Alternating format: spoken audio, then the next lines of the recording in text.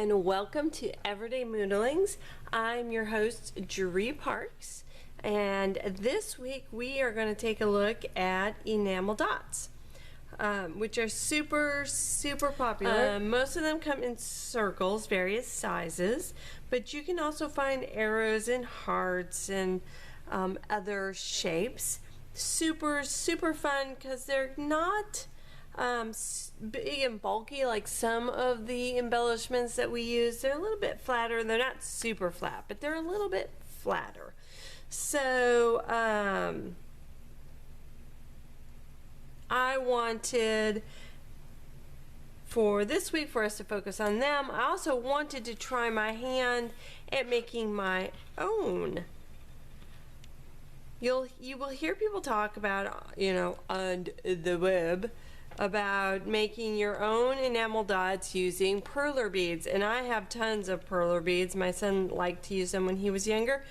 Every once in a while he'll still pull them out, but we have like these big huge bags of them. So I wanted to give it a try. Now I will tell you it is a little bit more difficult than they lead you to believe. So you'll notice many of mine have little indentations in them. That's going to be fine for the project that I'm working on right now. But it would be nice if I didn't have those. I did find, and they're on the blog, there's pictures and setup for how to melt your own. Basically you put a piece of parchment paper, or you can use a craft mat or a silicone mat, a baking mat, and then you just set the beads on them. And this is just one single bead. I haven't cut it in half, I haven't stacked them, and then the instructions range anywhere from 350 to 450 various times, so it really takes some trial and error, and everybody's oven is slightly different. So I found that around 400 was the best, and it can take a while for them to melt completely, and some of them quite frankly never did. So once they all get real close to melting, I found out, or the majority of them are real close, I found that at that point if I let them in the oven, I bumped up the temperature to about 450 and gave them just a few more minutes. That was my best result. But if I tried to do the whole thing at 450, my parchment paper turned really brown, and then the colors actually interacted with the brown, and they also kind of melted directly to my parchment paper, so they wouldn't come off. So I found 400 to be better, but it can take some time.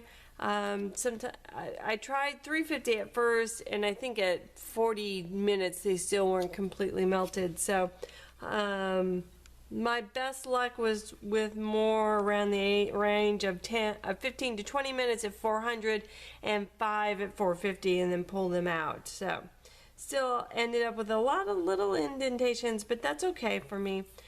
Just a fun way to use something maybe you have lying around. So we're gonna make a ornament today, because this whole week on the blog we are kind of focused on ornaments. And so I'm going to be using my little beads that I made. I also cut out a scallop circle. This is a Sussex die, steel rule die, so I could cut something a little thicker with it. And I'm going to layer these together in the end. I want to do some other things. And then we're going to layer on a little Christmas tree on top, as well as a cute little, this is a stamp and die set. I love these. They're becoming very popular, as well as there's a bunch of stamp and stencil sets out. I think those are super cute. This one is 3 different Christmas trees. Hopefully you can see that. And then just the words Happy Holidays. So we're going to put those on there as well. So I've already cut out and stamped and cut the tree. And I used the plaid, and then I put some clear glitter on top. I painted it with a little varnish. You could use any clear liquid adhesive, and then sprinkled it with some clear glitter. Just a little fun little accent there. But before we get to all of that, I'm going to go ahead and do just a little embossing on my top layer of my tag. This is just corrugated paper that I put a little paint on because I knew that that piece would be exposed. So colored it with a little bit of white paint.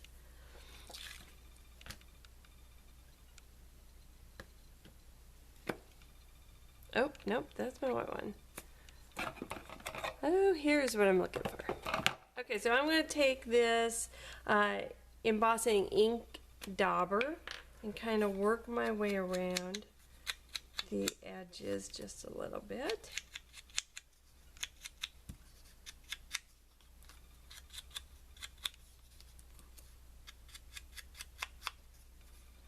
Now I also want to go ahead and stamp on here.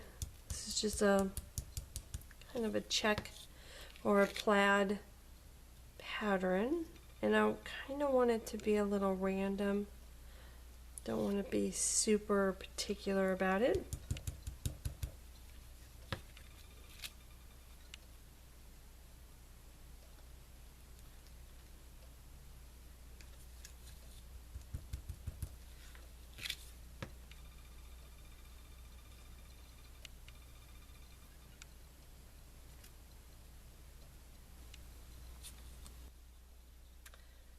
Now I am using a mixture of Perfect Pearls and white, or not white, but clear embossing powder.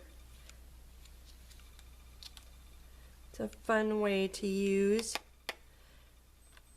your Perfect Pearls. I was using the silver.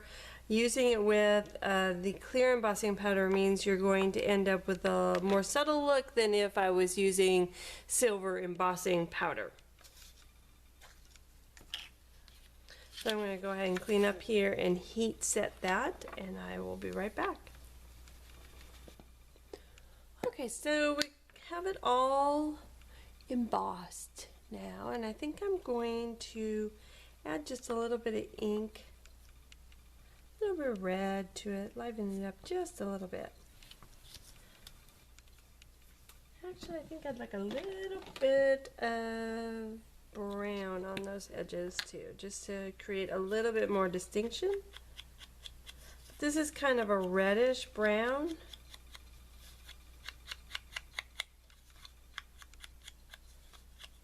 So it'll go nice with the red without getting me too grungy. There. I'm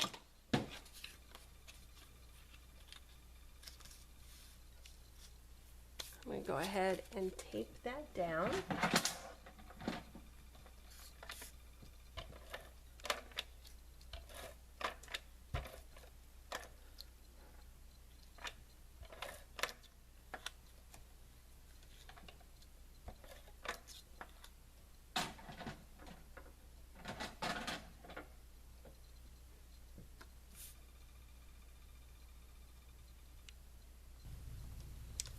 Okay, now the fun part. Let's go ahead and add our tree. Then we're going to I'll add in the dots and our little sentiment.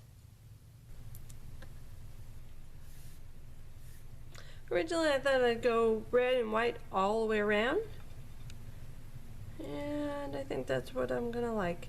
Now there are some color variations in these little dots. They are not particularly uniform. So if you're looking for perfection, I might stick with just purchasing your dots. But like I said, it's not like I went out and got perler beads. I already had them. I thought I'd just play around. I did tell a friend of mine that I think I took a few years off my life because it does stink. They do kind of smell if you get them too hot. So if you're susceptible to smells, I don't think I would try this.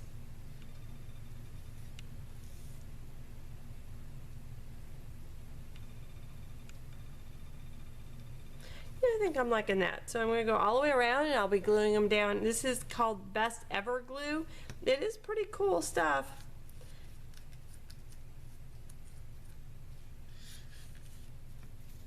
You can buy it directly from them, or you can, their story, if you read it, is pretty cool because she wanted to eliminate a lot of the problems that you have with glues. One of my big things that she was able to accomplish with this glue is that it doesn't clog, but it does dry clear and it holds super good and super quick if you make sure to get things right side up.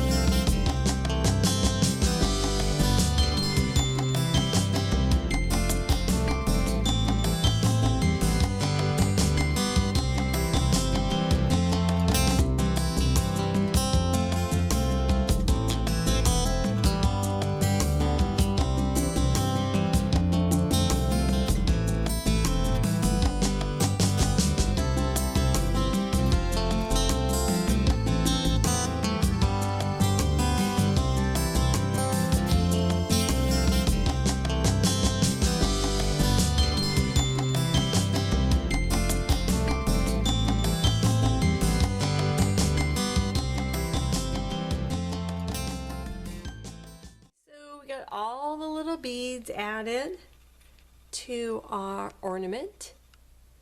Now I'm just going to add in my little sentiment. This came with the stamp and die set. I just stamped them on some craft paper and then sketched a little outline behind them. You can see those good in the video.